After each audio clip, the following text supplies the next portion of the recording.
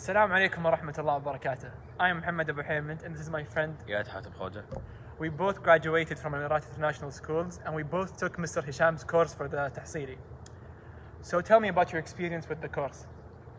Well, alhamdulillah, it was pretty intense. And that period, it was a really hard time. We had a lot of exams. But alhamdulillah, really, even though it was intense, but it really eased up a lot of the stuff for many students that had difficulties in some subjects or some matters. Alhamdulillah, it was very good. Alhamdulillah. How was your experience? Well, my experience was quite nice. Mr. Hisham helped me with studying. I have an issue with studying for long hours. So Mr. Hisham helped me summarize the course. So it didn't take that much time. My advice, from a person who got a 93 on his Tahsili, is just take things at your own pace. You don't have any deadlines, you don't need to rush anything. Just make sure you understand the concepts and just don't memorize the models, just understand the concepts. And Mr. Hisham will help you understand the basic ideas.